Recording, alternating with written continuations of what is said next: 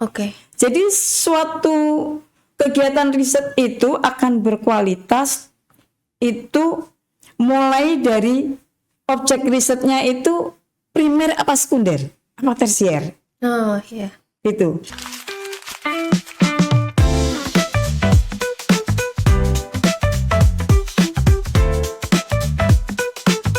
Assalamualaikum warahmatullahi wabarakatuh. Halo pejuang skripsi, selamat datang di podcast pejuang skripsi. Bersama saya Aulia Rahmi yang akan menemani teman-teman selama 30 menit ke depan.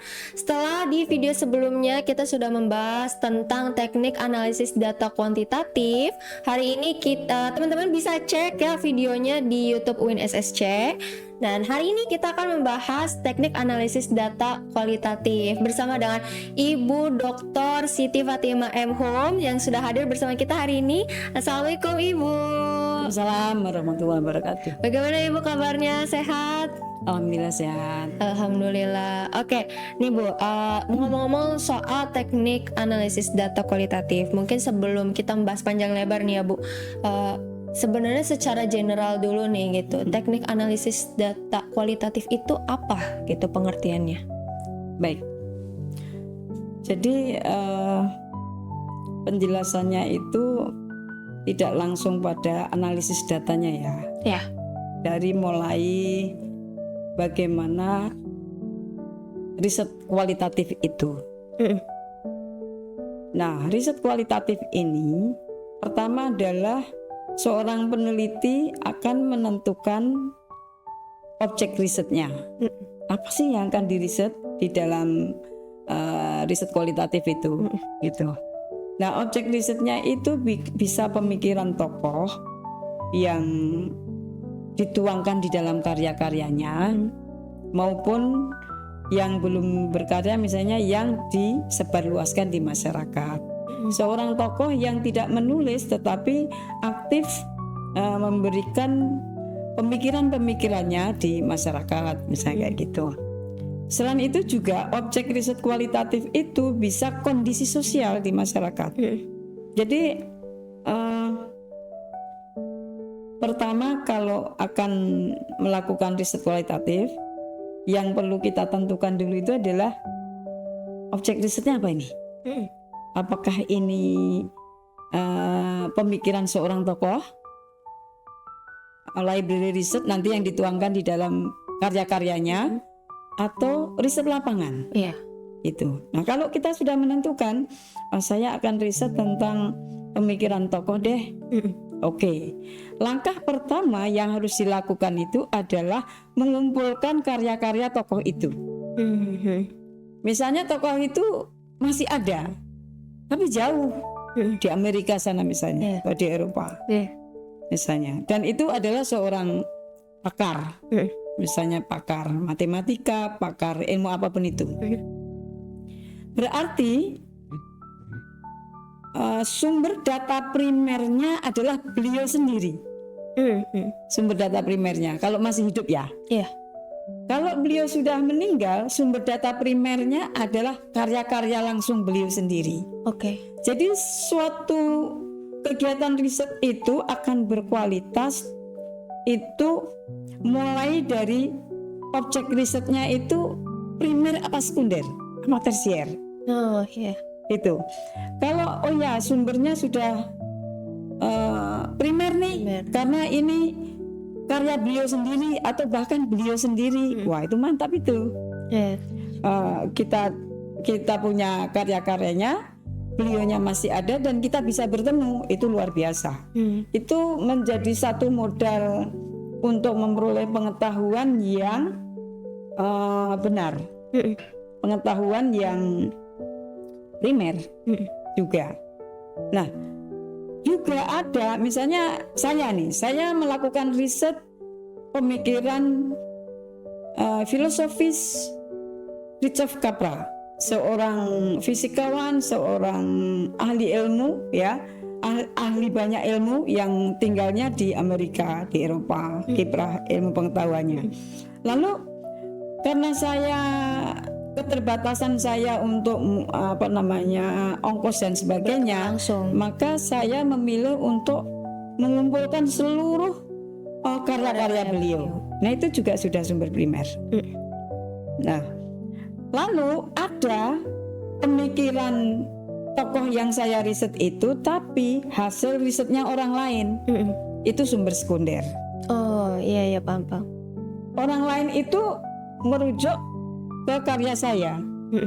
Lalu nanti orang lain itu menulis buku. Bukunya dirujuk lagi sama orang lain lagi. Itu sumber tersier. Primer, sekunder, tersier. Semakin jauh semakin tidak valid tentu. Iya. Itu. Jadi kita kalau mau riset itu, pertama yang akan menjamin bahwa kita akan memperoleh pengetahuan yang mendekati kebenaran adalah sudah punya sumber primer, sumber datanya primer, sekunder, apa tersier. Itu menjadi rumus ya. Jadi kita nanti kalau bikin skripsi atau tesis atau disertasi itu akan memperoleh data yang mendekati kebenaran. Itu bisa dilihat dari sumber data yang dia peroleh. Primer kah, sekunder kah, atau tersier kah? Nah, kita juga begitu ya.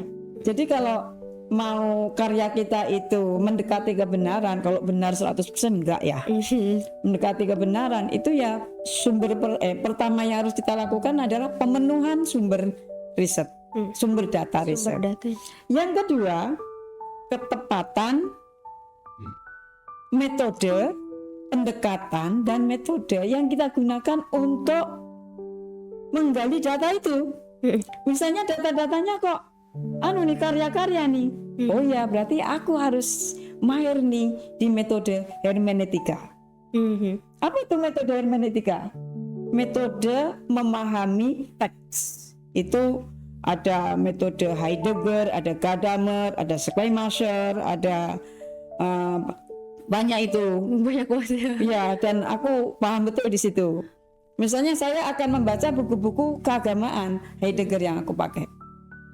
Karena pemikiran beliau adalah menuntun kita bagaimana bisa memahami teks keagamaan. Gitu. Kalau teksnya itu rasional, maka saya harus pakai Gadamer. Kalau teksnya itu mengandung kesejarahan, detail misalnya. Nah, hati-hati, makanya nggak gampang loh orang menulis seenaknya sendiri untuk memahami teks, kemudian kita kita ringkas, kita taruh di tulisan kita sendiri. Nanti dulu, ini mau membahas tema-tema yang seperti apa. Kalau tema-tema sejarah, maka dalam memahami teks ini aku harus menguasai pemikirannya detail. Kalau yang rasional, buku-buku yang rasional, Gadamer. Tema-tema yang mengandung pengetahuan spiritual dalam karya ini Heidegger. Itu seorang ilmuwan harus punya itu. Saya dapat begini karena saya adalah orang filsafat. Itu kuat sekali diajarkan tentang hermeneutika itu. Di S1, S2, S3 itu ada terus. Karena apa? Ini urusannya sebagai metode untuk menggali pengetahuan di dalam sumber-sumber data. Yang notabene sumber datanya itu adalah buku. Kecuali sumber datanya di lapangan, ya kita ke lapangan dong. Kita pengamatan mendalam, kita wawancara mendalam, kan gitu. Betul. Nah, tapi kalau sumber datanya itu buku, nggak mungkin kalau kita nggak memahami bagaimana cara memahami buku teks itu. Kalau teksnya ini kok keagamaan, maka Heidegger harus dipakai. Kalau ini teksnya itu kesejarahan, Goethe harus dipakai. Yang rasional, buku-buku filsafat misalnya, Gadamer harus dipakai. Itu aku tahu betul karena aku orang filsafat. Itu. Oke. Jadi kalau secara ringkas nih buat teman-teman, sebenarnya teknik analisis kualitatif itu apa? Teknik analisis kualitatif adalah gini. Jadi data sudah terkumpul kan, dengan melalui yang saya ceritakan tadi, lalu itu kita analisis dengan menggunakan teori. Jadi yang kita gunakan untuk menganalisis data yang sudah kita peroleh tadi itu adalah teori. Teori apa? Ya teori siapa tergantung dari objek risetnya. Kalau objek risetnya itu tentang sejarah Mbah Kuwu Cirebon, pakailah teori Dilthey. Maksudnya apa sih teori Dilthey itu? Dilthey ngajarin kita bagaimana cara kita membaca teks-teks kesejarahan supaya kita itu dapat pengetahuan yang valid. Itu ada rumusnya, itu pemikirannya Dilthey. Kalau misalnya kita membaca buku yang tadi saya sampaikan tadi tentang hal yang bersifat rasional, ya maka kita harus paham tentang Gadamer. Jadi menganalisis datanya itu pakai teori-teori pemikiran Iya, gitu ya. yang dimaksud menganalisis adalah memikirkan, menjelaskan, lalu menyimpulkan, tapi dengan menggunakan kacamata. Kacamatanya Ini itu siapa? adalah teori pakar tadi. Jangan sampai kita menganalisis tentang sejarah Cirebon, tapi kita menganalisisnya pakai teori yang bukan teori kesejarahan.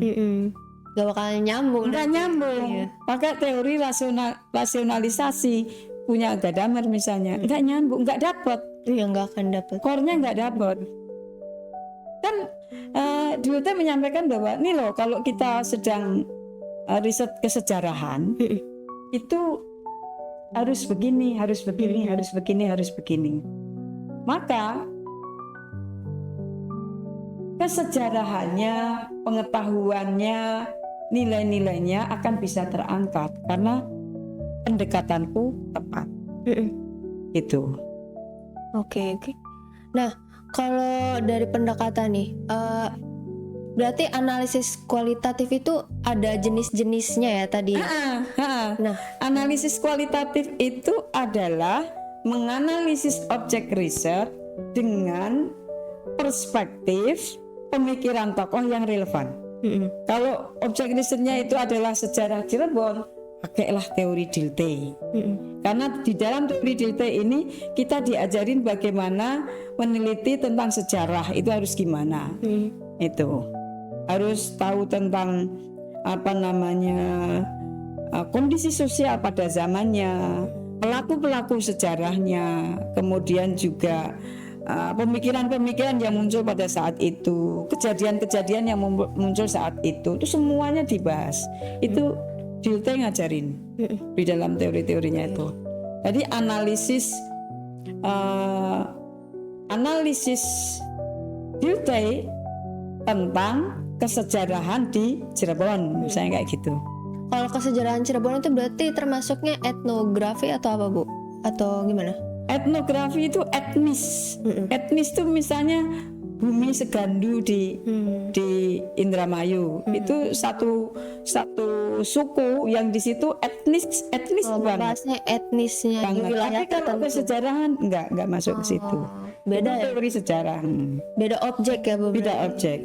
Oke. Nah, kalau melihat dari teknik analisis kualitatif itu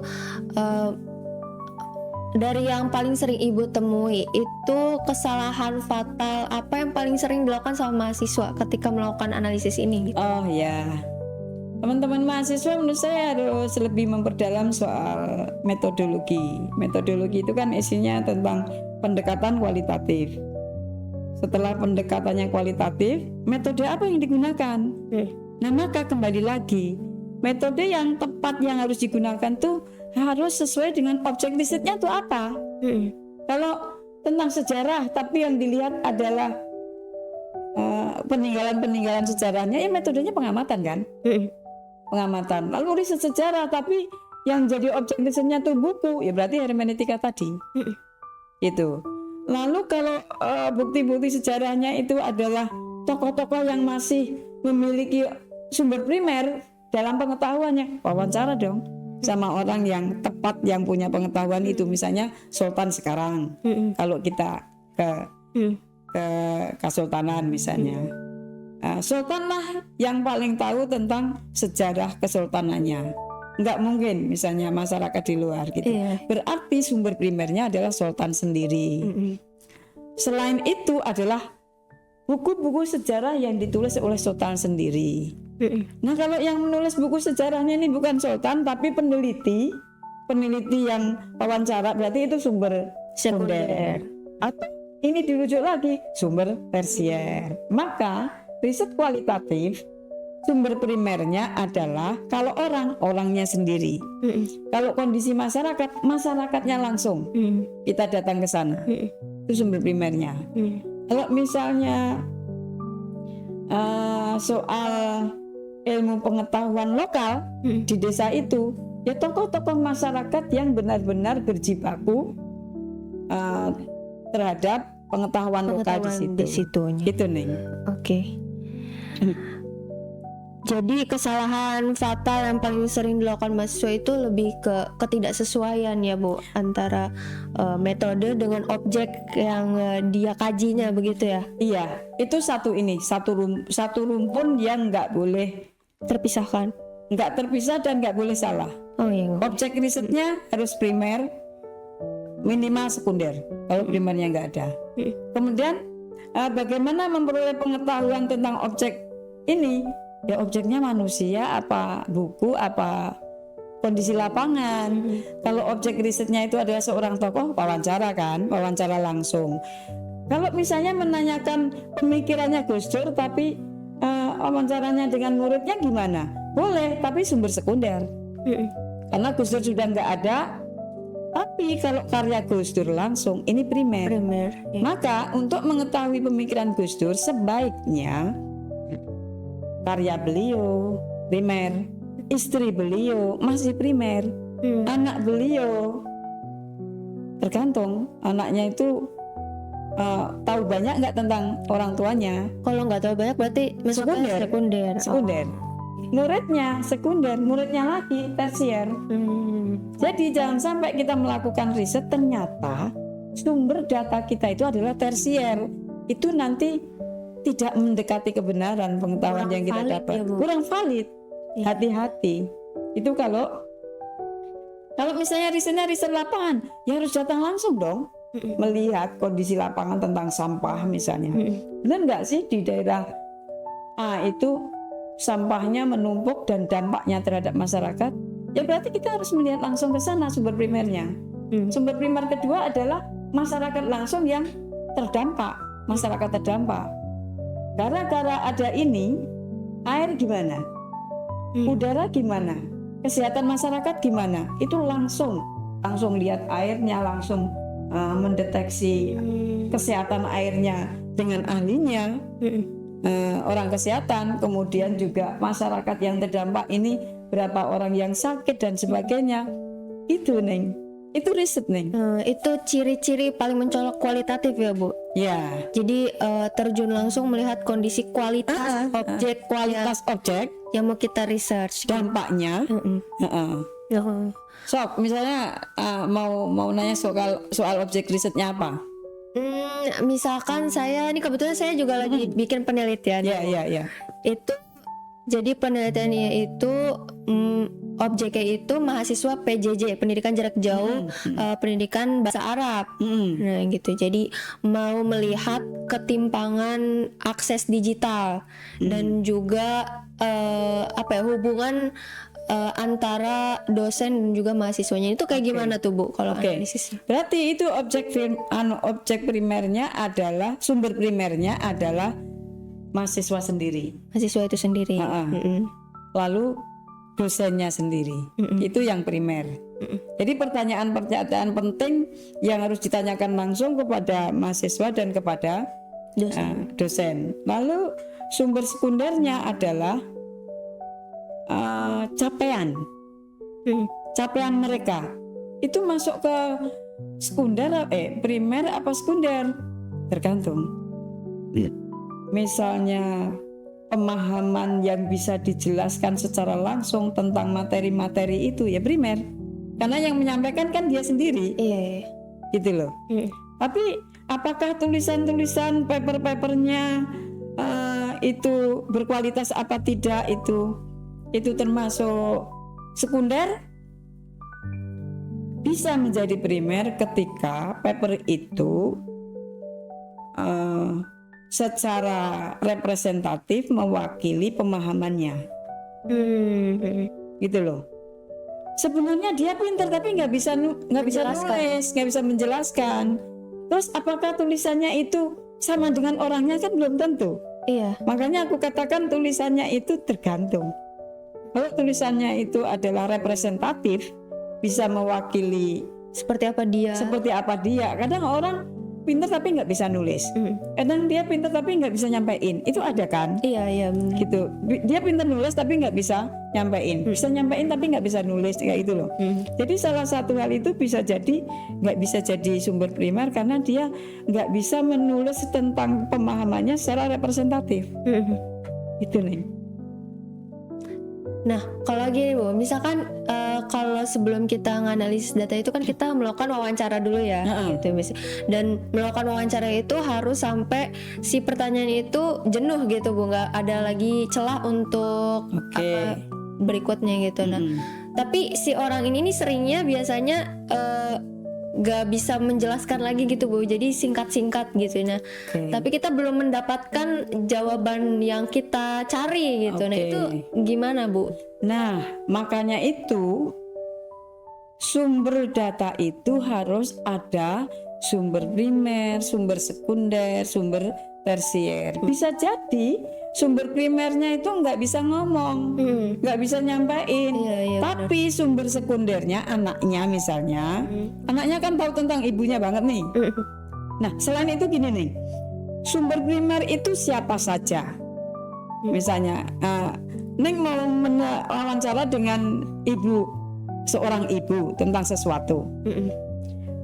Nah, pengetahuan ibu tentang sesuatu itu bisa jadi juga diketahui anaknya, diketahui suaminya, diketahui oleh pembantunya, orang-orang yang ada di rumah itu, di sekitarnya. Maka ketika kita riset kepada ibu itu, otomatis sekaligus sumber datanya itu juga orang-orang yang ada di sekitarnya. Walaupun nanti yang sumber primer itu adalah ibu itu sendiri. Maka menjadi penting pertanyaan-pertanyaan mendalam juga harus dilakukan pada suaminya, pada anaknya, pada pembantunya, kayak gitu. Untuk bisa menggali data si ibu ini secara memadai.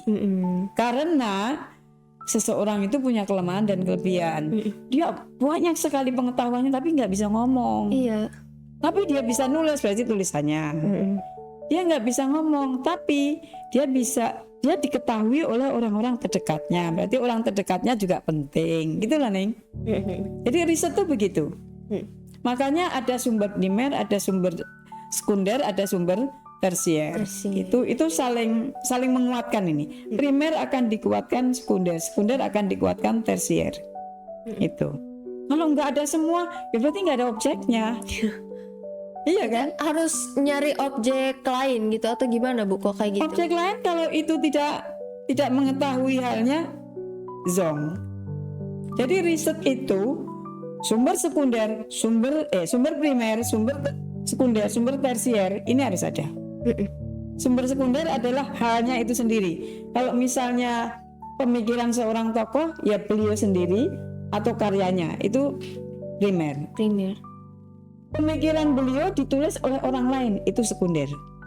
Pemikiran beliau yang ditulis oleh orang lain ditulis lagi oleh orang lain lagi, itu tersier. Semakin jauh semakin tidak valid. Itu. Begitu juga riset lapangan. Kita datang sendiri ke lapangan meneliti apa yang kita butuhkan di situ dan langsung ketemu oleh orang-orang yang benar-benar tahu tentang itu primer. Tapi kita keliru memilih informannya itu adalah bukan orang yang benar-benar tahu. Itu nanti mengurangi kualitas riset kita. Makanya hati-hati kalau riset itu. Memilih sumber primer, sumber sekunder, sumber tersier itu harus jelas. Sumber tersiernya hanya untuk nambah-nambahin aja. Sumber sekunder juga untuk penguat dari sumber primer. Kalau nggak ada primernya itu, ya kita sumber sekundernya ini harus melalui asas keterwakilan. Seperti apa itu Bu maksudnya? Misalnya pemikiran tokoh setempat ya, perwakilan dari muridnya, perwakilan dari keluarganya, perwakilan dari muridnya laki perempuan, perwakilan dari masyarakat di situ, perwakilan dari siapa lagi yang tahu, sehingga kesaksian dari banyak orang yang mewakili dari berbagai sisi pandang tadi itu membuat pengetahuan ini menjadi terakui oleh semua orang ini. Maka ini juga salah satu yang menunjang validitas. Tapi berarti dalam melakukan penelitian kualitatif itu harus ada tiga-tiganya ya Bu? Harus Iya. ada primer, sekunder, dan tersier gitu. Satu itu, yang kedua harus sumber datanya tuh nih, sumber datanya tuh harus tepat. Sumber data yang tadi ya, ini. Jadi sumber datanya apa dulu nih? Oh, sumber datanya ternyata ada orang, ada buku, ada lapangan. Orang itu berarti misalnya beliau tokoh ya beliau.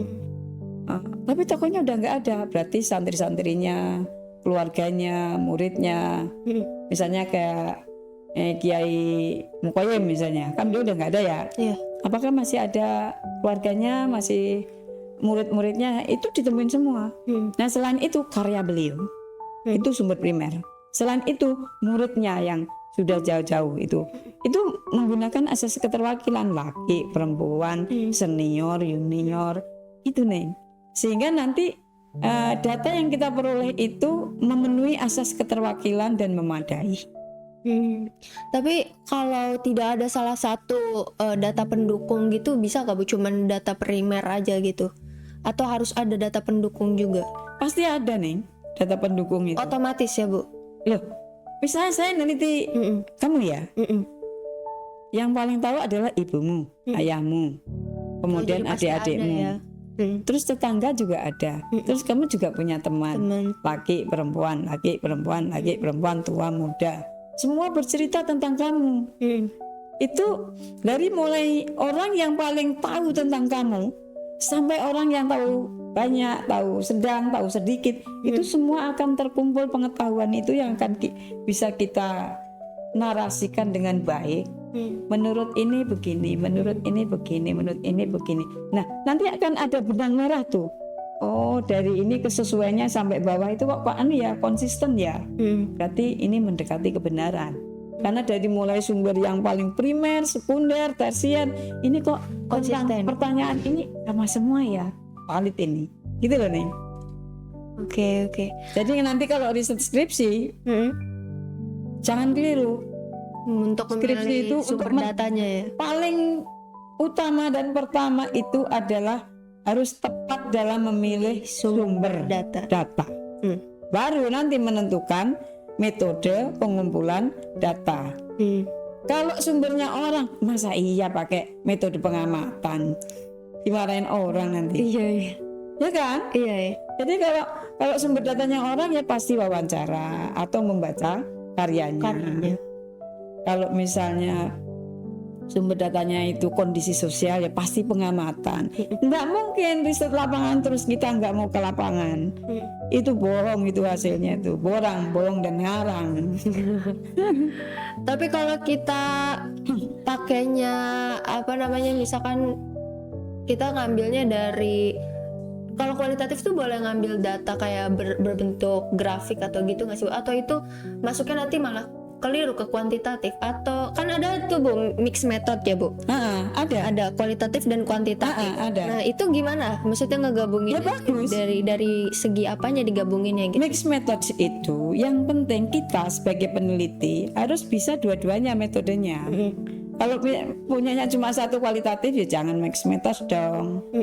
Kalau bisa yang cuma kuantitatif doang, nggak bisa kualitatif ya situ aja, jangan mixed method, nanti malah kesulitan. Tapi ya itu memang ketika kita riset itu harus mengukur diri, aku mahir di metode apa ya. Kalau saya mahirnya itu di kuantitatif, maka objek riset yang harus saya teliti itu ya sudah harus bersifat kuantitatif. Contohnya gimana tuh Bu? Kalau yang kuantitatif banget gitu? Nah, kalau kita nggak bisa kualitatif, misalnya bisanya kuantitatif soal penggambaran dari perhitungan-perhitungan dan sebagainya itu ya harus konsisten. Mulai dari objek risetnya apa, misalnya kesesuaian anggaran Menteri Ekonomi untuk Indonesia tahun 2027 misalnya, ketepatan rancangan anggarannya kayak apa nih dengan kondisi sosial Indonesia misalnya. Wah, ternyata rancangan anggarannya setelah diteliti itu kok itu ngarang tuh maksudnya apa? Asal segini aja, kan nggak mungkin begitu. Kan harus riset dulu. Riset kita itu riset kebutuhan namanya need assessment. Riset kebutuhan tentang ini. Semua kementerian punya kebutuhan kan? Iya, Punya program kan? pasti iya. Nah, itu butuh uang kan? Nah, harus riset dulu, riset need assessment namanya, riset kebutuhan. Setelah kita bisa menaksir ternyata kebutuhannya itu ini, baru kita bisa menentukan. Gitu nih. Oke.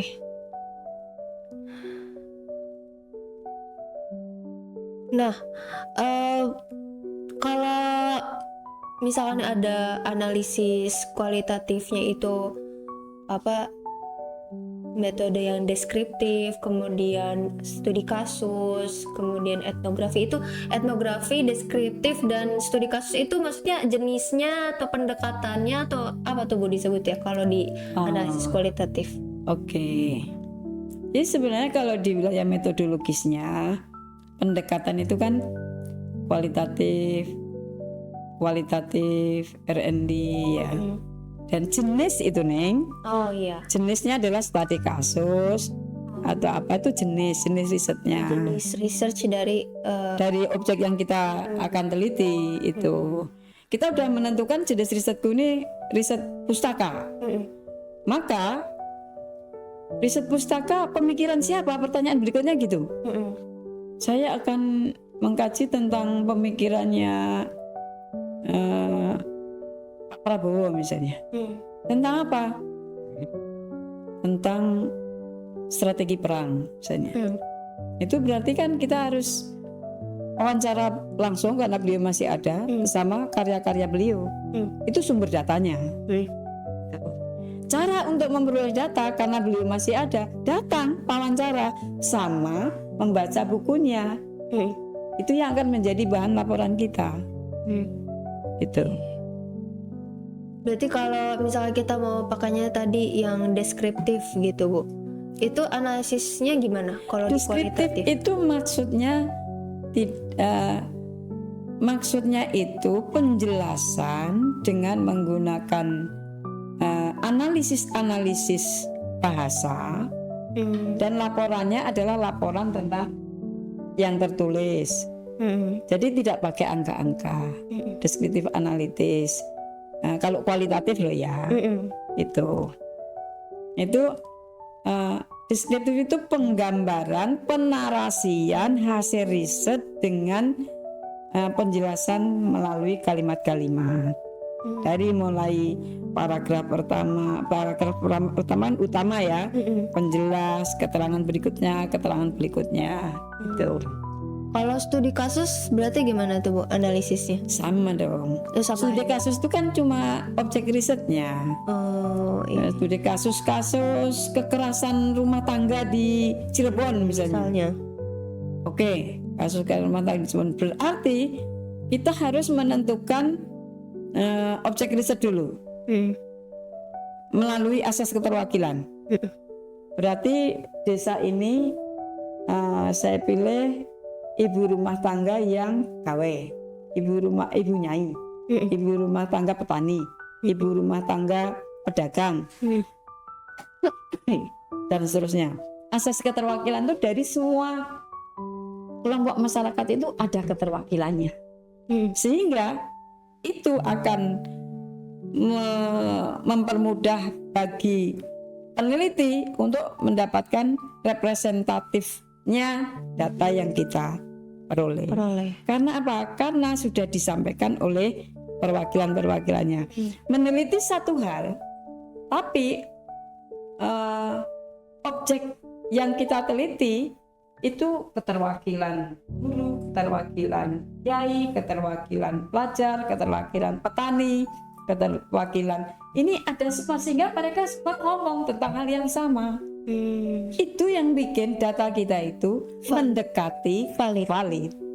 Jangan hanya pihak sini saja, yang ini ada sogokan misalnya, nggak jadi itu penelitian. Semua penelitian itu harus ada asas keterwakilannya. Supaya apa? Supaya objektif. Keterwakilan pemerintah, keterwakilan tokoh agama, keterwakilan masyarakat biasa, pedagang, petani. Semakin rigid, semakin kecil keterwakilannya, semakin berakar, semakin objektif.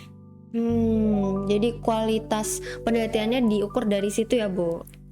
Kalau misalnya kualitas hasilnya itu hanya ternyata dari segini yang kita teliti, hanya di sini, gimana? Hanya pucuknya saja yang kita wawancara. Itu loh. Makanya asas keterwakilan menjadi sangat penting Di dalam kualitatif, itu sini. dalam menentukan sumber data, Informannya harus benar ya, Bu. Iya, harus memenuhi asas keterwakilan. Oke. Gitu. Mungkin terakhir ini, Bu, ada tips nih buat teman-teman mahasiswa terakhir nih untuk melakukan analisis data kualitatif itu. Jadi harus apa nih ya? Mulai Iya. dari apa, kemudian Memang, ya. Jadi nanti tergantung dari objek risetnya ya. Kalau misalnya risetnya itu riset pustaka, itu artinya kita akan meneliti pemikiran tokoh. Nah, maka analisisnya itu adalah pemikiran tokoh pembanding. tokoh pembanding gimana tuh, Bu? Itu nanti yang ditaruh di landasan teori. Misalnya kita ketokohan Gus Dur di Indonesia, misalnya gitu. Latar belakang masalah, pertanyaan penelitian, bla bla bla, sampai landasan teori. Nah, landasan teori ini kita harus menghadirkan tokoh besar yang pemikirannya relevan dengan pemikiran Gus Dur. Karena apa? Karena akan kita jadikan sebagai peso analisis untuk menganalisis pemikirannya Gus Dur tentang toleransi. Berarti tokoh yang kita sandingkan itu tokoh tentang pemikiran toleransi. Supaya kita memperoleh data yang valid. Apakah Gus Dur itu sudah toleransi belum sih? Maka kita menghadirkan teori. Teori toleransi siapa? Ya terserah kita. Tapi itu pemikiran tokoh, sama-sama tokohnya. Untuk menguji kebenarannya. Kalau Gus Dur itu tokohannya sudah tokoh yang termasuk demokrasi toleransi belum sih? Kita lihat dari pemikiran tokoh lain yang beliau bidangnya tentang itu. Oke. Itu. Jadi itu ya tipsnya ya, Bu ya. Jadi di dalam bab 1 itu harus benar ya. Judul, latar belakang masalah, ini harus menceritakan alasan penting mengapa judul kita angkat. Alasan pentingnya apa nih latar belakang masalah ini? Ya. Kok judul ini kita angkat, punya urgensi apa? Punya nilai penting apa? Oke. Yang kedua latar belakang masalah, kemudian tujuan penelitian. Kalau di S1 tujuannya itu mendeskripsikan. Kalau S2 menganalisis. Kalau menganalisis ini maka perlu pembanding yang sangat kuat. S3 menemukan, lebih sulit lagi. Nah, kebetulan saya kan kaprodi S3 ya. Jadi tiap hari bab satunya disertasi teman-teman itu sampai melengernya. Oke, mungkin begitu aja ya, Bu ya, untuk sesi kita hari ini tentang teknik analisis data kualitatif ya. Tadi udah dijelaskan tips-tipsnya seperti apa, langkah-langkahnya, kemudian perbedaan mencolok antara kualitatif dan kuantitatif ya, Bu ya. Ya, mungkin gitu aja. Itu aja sih kata-kata terakhir saya. Analisis kualitatif itu maksudnya adalah menghadirkan tokoh lain yang kita bandingkan dengan pemikiran tokoh yang kita teliti. Iya. Kalau misalnya itu studi lapangan, analisis data ini ya menggunakan analisis pemikiran tokoh yang sesuai dengan soalan yang kita teliti di lapangan. Itu namanya analisis teori tentang objek riset kita itu. Itu sih. Ya, Itulah nanti, teman. lebih lanjut kalau ada yang mau diskusi untuk skripsinya nemuin aku ya mangga aja sih. Tuh guys, malah dapat informasi lebih Gratis lagi ya. Oh iya tuh gratis, teman-teman, privilege buat teman-teman mahasiswa UIN apalagi ya Bu. Iya. Oke, terima kasih Ibu sudah hadir hari ini menyempatkan waktunya di podcast Pejuang Skripsi. Mungkin lain kali kita bisa bertemu di lain kesempatan ya Bu ya. Amin. Ya. Aku suka sekali hari ini karena menurut aku penting. Ya, oke. Terima kasih teman-teman. Sampai jumpa di episode berikutnya. Wassalamualaikum warahmatullahi wabarakatuh. Assalamualaikum warahmatullahi wabarakatuh.